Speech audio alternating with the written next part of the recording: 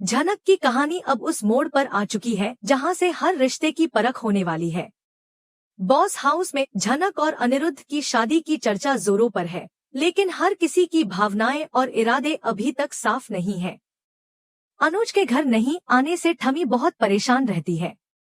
वह बाबलू से कहती है कि वह अनी को खुद घर लाएगी, लेकिन उसके लिए कुछ शर्तें होंगी। अनिरुद्ध झनक के बिना इस घर में नहीं आना चाहता। जब तक झनक को इस घर में स्वीकार नहीं किया जाएगा, वह वापस नहीं लौटेगा। तनुजा इस बात पर नाराज हो जाती है और कहती है कि वह झनक को कभी अपनी बहू नहीं मानेगी। बाबलू तनुजा को जवाब देता है कि अगर आज बेटे को घर आने के लिए शर्तें रखनी पड़ रही हैं, तो इसके पीछे तुम ही हो, क्योंकि तुमने ही उसके लिए घर के रास्ते बंद कर दिए। तनुजा अभी भी यह मानने को तैयार नहीं कि अनिरुद्ध झनक के साथ खुश है। बॉडी उसे समझाने की कोशिश करती है कि अगर बेटे की खुशी इसी में है, तो हमें भी उसे अपनाना चाहिए। लेकिन तनुजा का कहना है कि झनक ने उनके बेटे पर जादू कर दिया है और उसी की वजह से अर्शी घर छोड़कर चली गई है। इस पर मीनू बोलती है कि बॉडी, शायद आप जानती नहीं कि अर्शी अपनी मर्जी से घर छोड़ चुकी है और अब वह सिद्धार्थ के साथ लिव इन में रह रही है।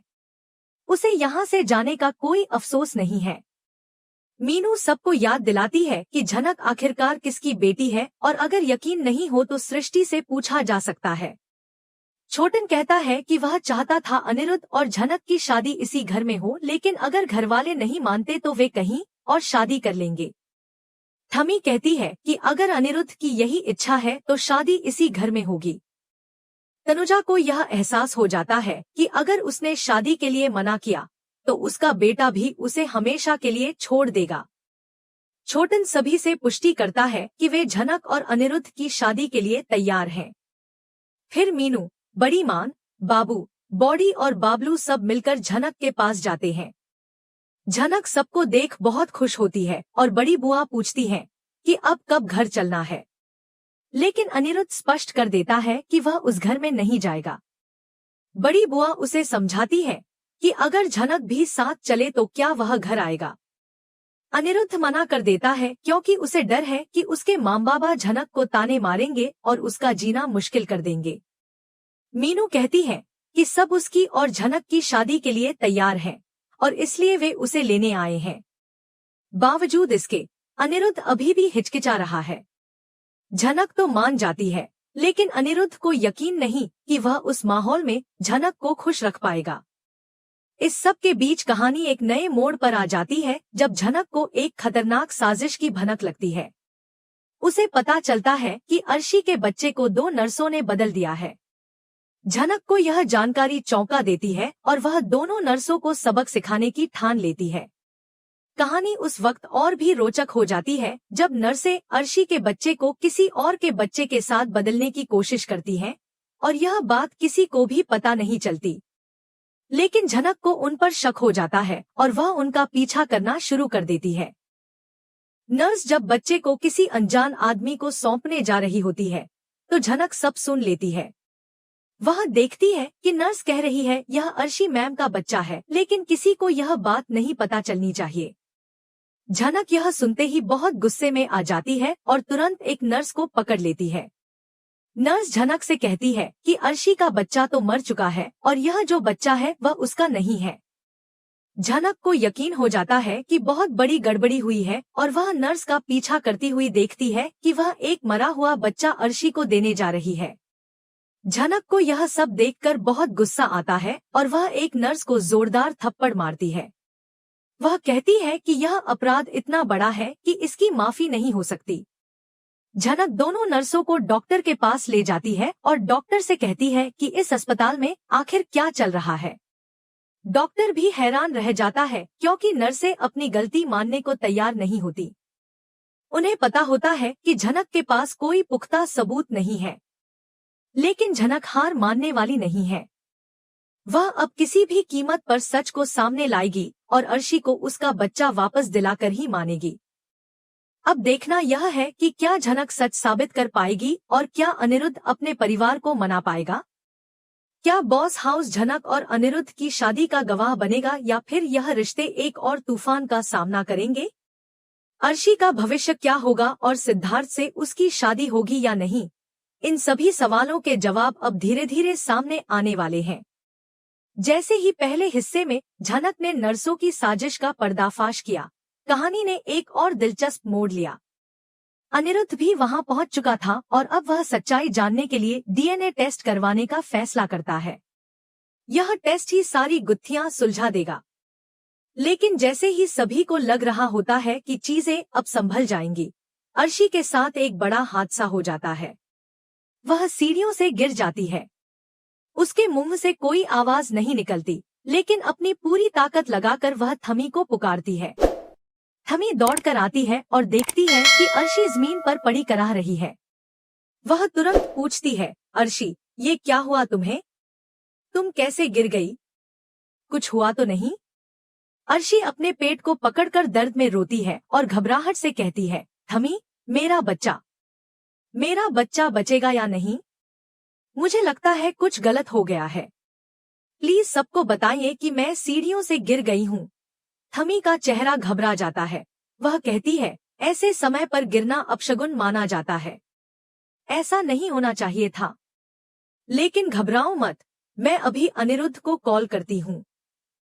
इधर अनिरुद्ध और झनक, छोटन और मीनू की शादी के जश्न में डीजे पर डांस कर रहे होते हैं। पूरा बोस परिवार खुशी मना रहा होता है। तभी थमी की कॉल आती है, लेकिन शोरगुल में वह कॉल मिस हो जाती है।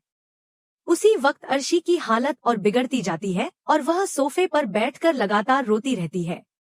वह यह सोच कर डर जाती है कि कहीं उसका बच्चा उसे छोड़ न दे। लेकिन उसे नहीं पता कि उस बच्चे को लेकर पहले से कितनी साजिशें हो चुकी हैं। और अब यह हादसा उस पर एक और आफत की तरह टूट पड़ा है।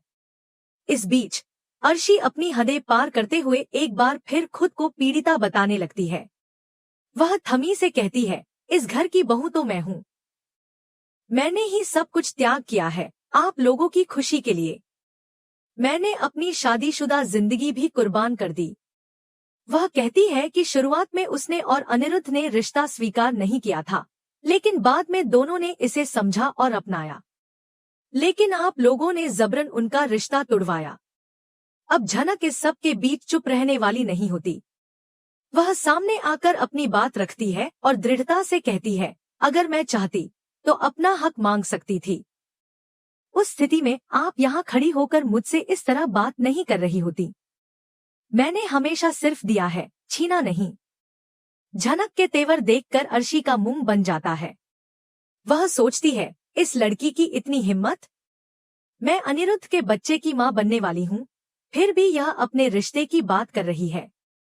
तनुजा और बिपाशा झनक को चुप कराने की कोशिश करते हैं, लेकिन झनक कहती है, आप लोग चाहे जितनी भी सच्चाई दबाने की कोशिश करें, लेकिन सच्चाई की अपनी ताकत होती है।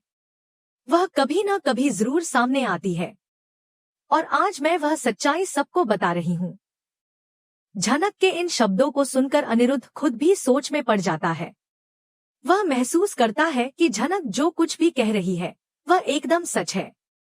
भले ही उसकी शादी अर्शी से जबरदस्ती हुई हो और भले ही उनका बच्चा आने वाला है, लेकिन वह हमेशा से झनक से ही प्यार करता रहा है।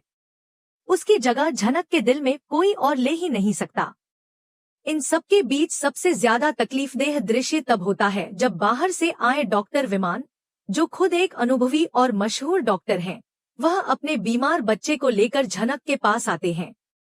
जरा पहले से ही ढेर सारी जिम्मेदारियों के नीचे दबी हुई होती है, लेकिन फिर भी विमान जनक से कहता है, इसकी तबीयत ठीक नहीं है, थोड़े समय के लिए तुम्हारे पास रहेगा तो ठीक हो जाएगा। यह देखकर सभी को लगता है कि इस सीरियल में अगर किसी के पास हर प्रॉब्लम का सॉल्यूशन है तो वह सिर्फ झनक है। चाहे कोई बीमार हो, किसी के रिश्ते में दरार हो या कोई साजिश हो, हर किसी को बस झनक ही चाहिए। एक तरफ तो लोग उसे ताने मारते हैं, उसे अपनाने से मना करते हैं, लेकिन दूसरी ओर जब भी कोई संकट आता है तो सभी उसी के पास दौड़े चले आते हैं। झनक चुपचाप सब कुछ सहती है, लेकिन अब वह थक चुकी है। वह जानती है कि अर्शी के बच्चे को लेकर एक बड़ी साजिश हो चुकी है और अब यह सीढ़ियों से गिरना एक और नया खेल हो सकता है या वाकई एक दर्दनाक हादसा। डीएनए टेस्ट ही अब सारी सच्चाई को उजागर करेगा और झनक के पास इसके अलावा कोई रास्ता नहीं बचता कि वह हिम्मत से हर सवाल का जवाब ढूंढ निकाले। कहानी अब एक ऐसे मुकाम पर पहुंच चुकी है जहां हर चरित्र की असलियत, उसकी नीयत और उसका सच खुलकर सामने आने वाला है। अब देखना यह होगा कि क्या झनक सभी सच्चाइयों को उजागर कर पाएगी, क्या अनिरुद्ध खुलकर उसके साथ खड़ा होगा और क्या अर्शी की चालों का अंत होगा या वह फिर कोई नई चाल चलेगी।